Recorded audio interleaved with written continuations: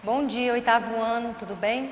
A nossa aula de ciências de hoje nós vamos dar sequência com o livro 3 já, né? Capítulo 1, vamos falar sobre o desenvolvimento humano. Vamos começar hoje pela correção das páginas 261, 263 e 264. Vamos lá? Vamos pegar aí a página, o livro, página 261.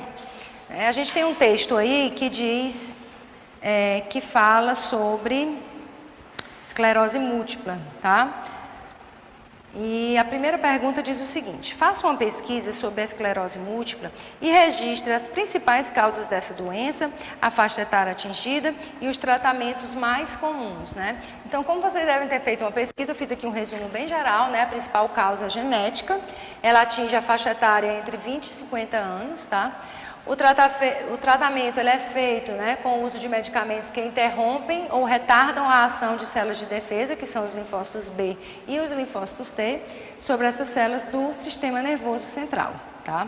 Então, acho que vocês pesquisem e olhem se está mais ou menos como essa resposta que eu coloquei aqui para vocês. A segunda questão: considerando as estruturas citadas no texto, que são lesadas na esclerose múltipla, e os conhecimentos que você tem acerca do sistema nervoso, que sintomas os pacientes afetados por essa doença podem apresentar, né? Com a lesão no axônio, né, que é aquela parte mais alongada do neurônio, e no estrato mielínico, a velocidade de condução dos impulsos nervosos ela é alterada, tá? Causando sintomas como perda de sensibilidade a alguns estímulos externos e também a perda do controle motor. A pessoa não consegue ter o controle sobre os seus movimentos, né, os seus músculos e os seus nervos. Terceira questão: pesquise e descreva como é a acessibilidade e a inserção na sociedade de pessoas que apresentam esclerose múltipla e outras doenças neurodegenerativas como Parkinson e Alzheimer, tá, gente? Essa resposta aí, ela é pessoal, né? Então, a gente espera que vocês consigam descrever, né, como é essa questão de acessibilidade e também a inserção na sociedade de pessoas com essas doenças neurodegenerativas, tá bom? Então, vou deixar isso aí para vocês. Vamos agora para a página 263. Na página 263, a gente tem a seção aí, interação, que mostra, né, um determinado experimento e pergunta-se o seguinte, tá? Você vai seguir o passo a passo, né? Você seguiu o passo a passo, né? Você vai precisar de um cronômetro, caneta e uma folha de papel, e aí você vai responder aqui: o que aconteceu com os batimentos cardíacos e a respiração após o integrante fazer os polichinelos? E o que aconteceu após o tempo de respiração? Então, no primeiro momento, houve um aumento da frequência cardíaca, também da frequência respiratória e da temperatura corporal. No segundo momento, né, no momento após o tempo de respiração, ocorreu uma diminuição da frequência cardíaca e também da frequência respiratória. Segunda questão: qual foi a ação do sistema nervoso simpático e do parasimpático em cada um dos momentos, né? Então, no primeiro momento, houve uma atuação do sistema nervoso simpático, que é aquele que é responsável por elevar a frequência cardíaca, a frequência respiratória, né, para que a pessoa possa conseguir, né, lidar com essa situação de estresse fisiológico, né, de uma atividade física. Já no segundo momento, ocorreu uma atuação do sistema nervoso parasimpático, né, para conduzir o organismo ao estado de relaxamento, né, evidenciado por quê? Pela uma diminuição da frequência respiratória e da frequência cardíaca. Ok? Vamos lá, agora nós vamos passar para a página 264, seção conexão. A gente também tem um texto aí, né, que falando sobre microcefalia.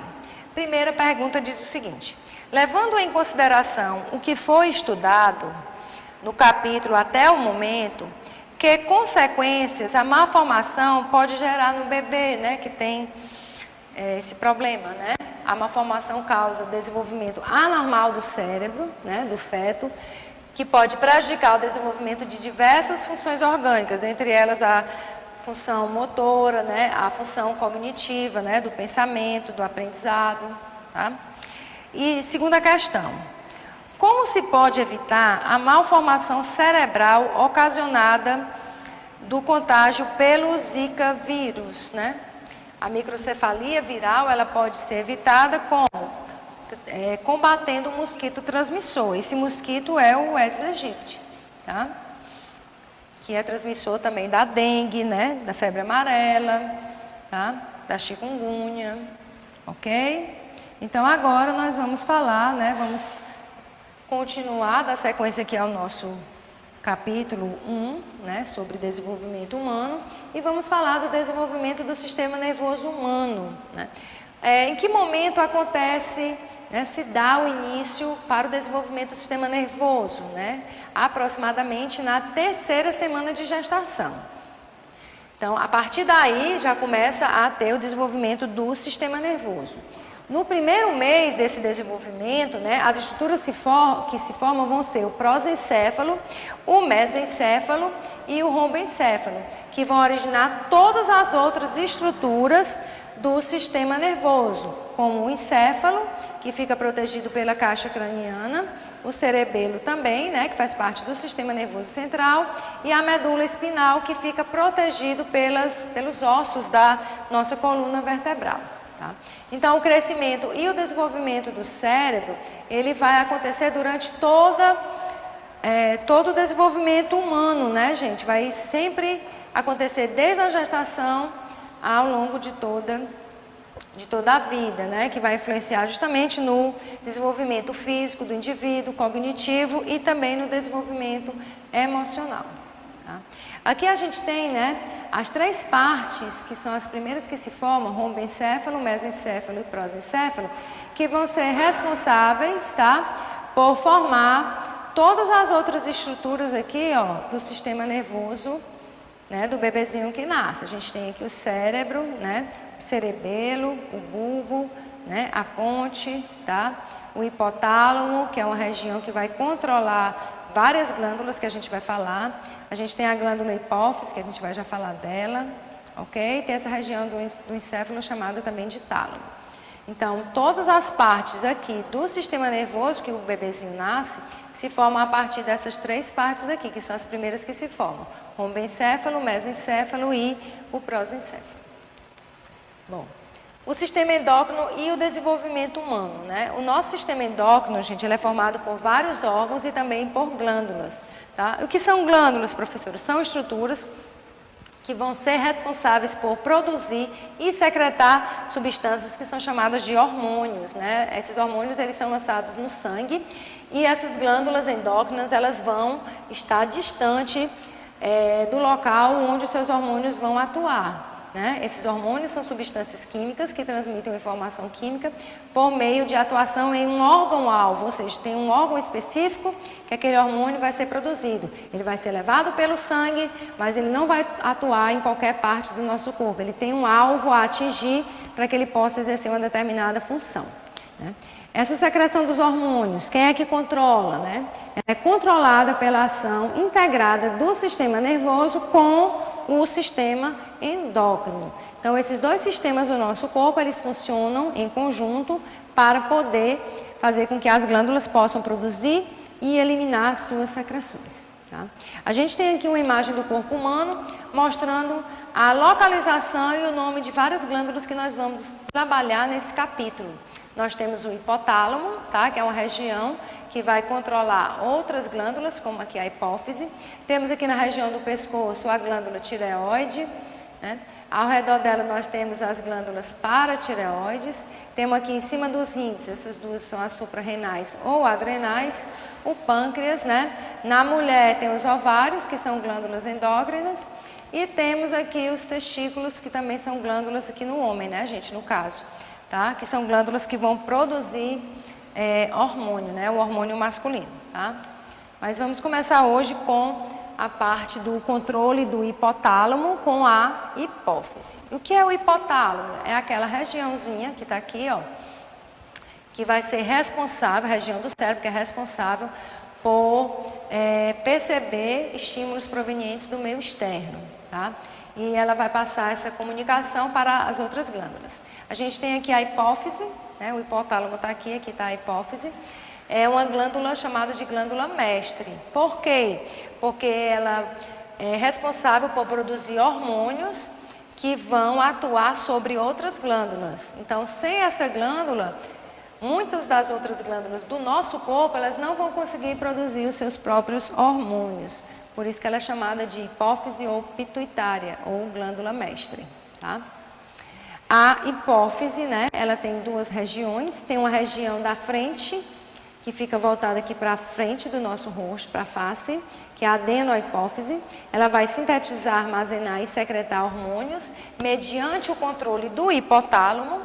E a neurohipófise, que vai armazenar e secretar hormônios que são produzidos pelo próprio hipotálamo, tá? Essa parte aqui neural, a parte de trás da hipófise.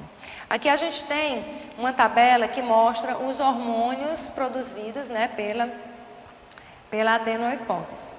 Temos o hormônio adrenocorticotrófico, tá? Ele vai atuar lá na glândula adrenal ou suprarrenal, que vai atuar produzindo uma substância neurotransmissora chamada de adrenalina, que vai ser produzida em situações de estresse, né, de fuga.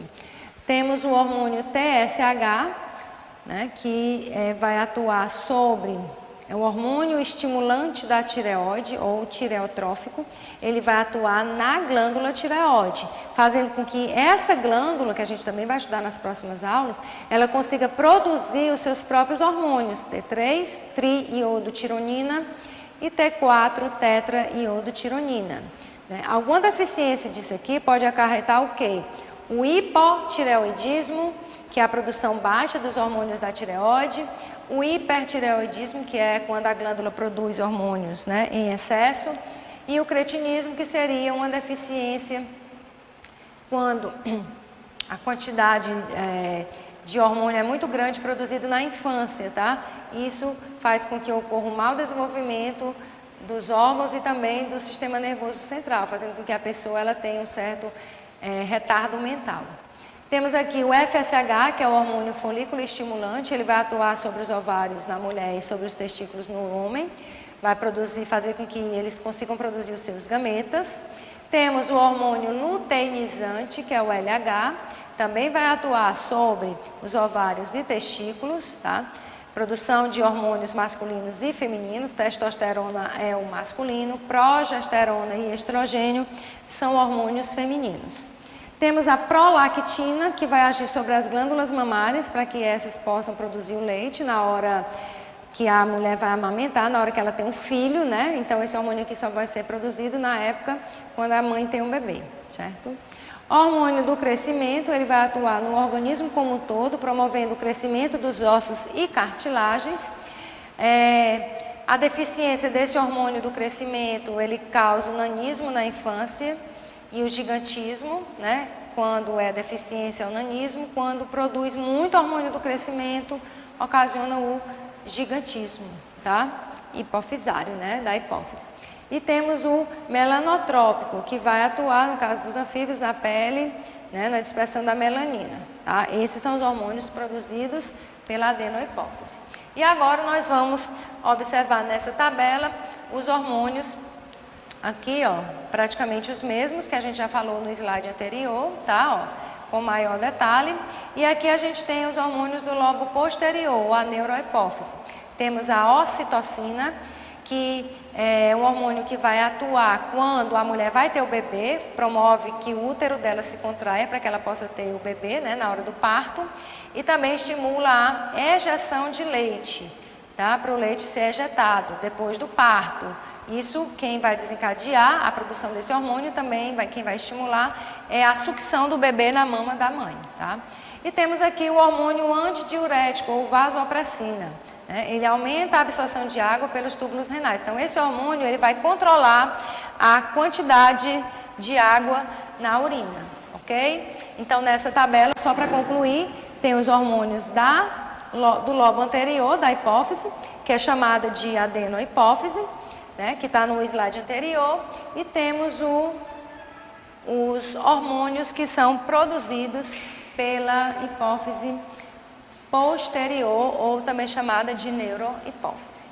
Então, nas próximas aulas, nós vamos concluir essa parte do sistema endócrino, vamos falar de outras glândulas, né, e dos hormônios que elas produzem e qual é a sua atuação no nosso organismo, tá bom? Então a agenda vai seguir de forma complementar. Tenham todos um bom estudo e até a próxima aula, gente.